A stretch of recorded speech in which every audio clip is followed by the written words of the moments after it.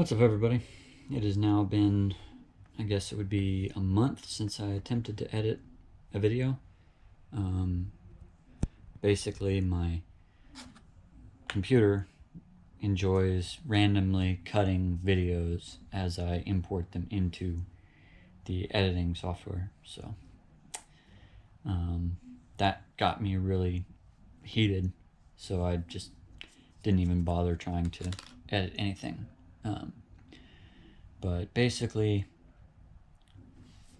I'm having issues with one of the tuners that I'm working with, so I'm switching, which is why it's been, let's see now, 3 months since I started sending and receiving new logs. I'm not really going to go into it too much, but yeah, it's just kind of been sort of disappointing. But basically, I've got a new tuner, and hopefully by the end of September, it is August 31st right now, hopefully by the end of September I will be on the dyno.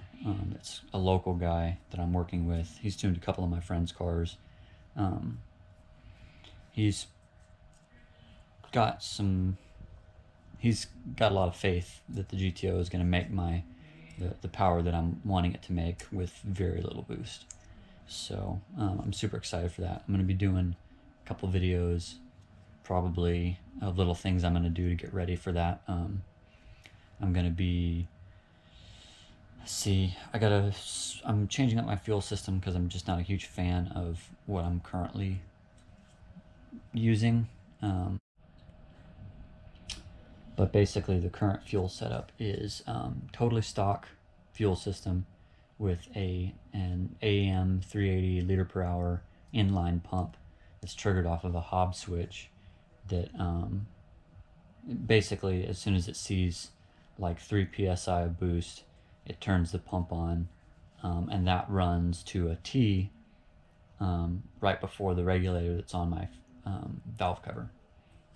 And the stock fuel line, stock hard line, tees in right before that regulator as well. So I have just one feed running into my Aeromotive fuel rails.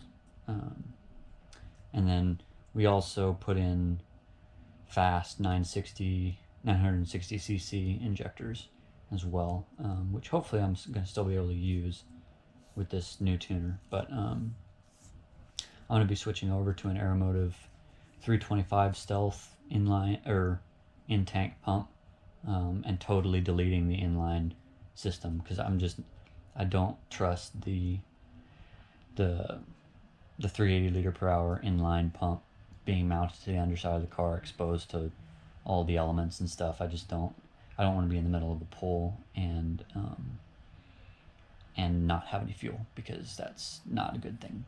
So I also don't like having all those fuel lines running around the engine bay. I did actually have a failure of a fuel adapter that wasn't, it was a factory defect that started a small engine bay fire. Thankfully I was parked and I had a fire extinguisher handy, so I was able to get it put out in just a couple seconds. But yeah, that I'm not a fan.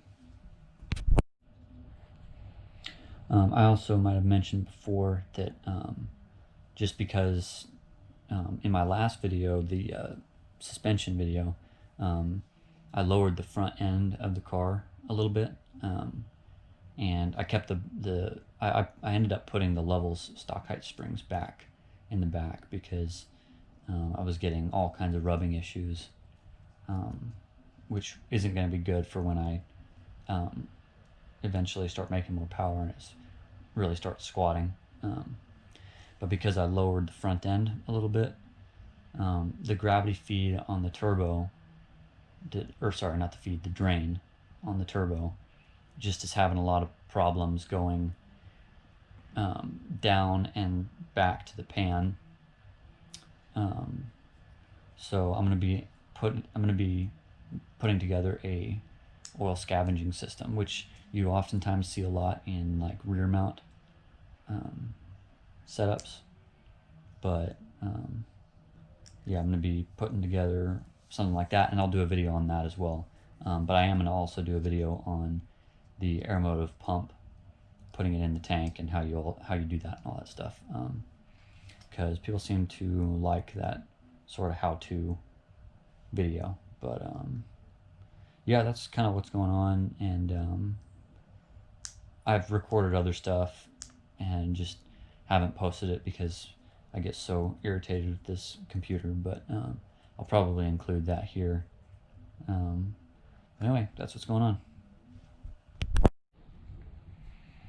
Also, you may or may not have noticed the channel banner changed, and it's actually a real photograph, like a really nice one.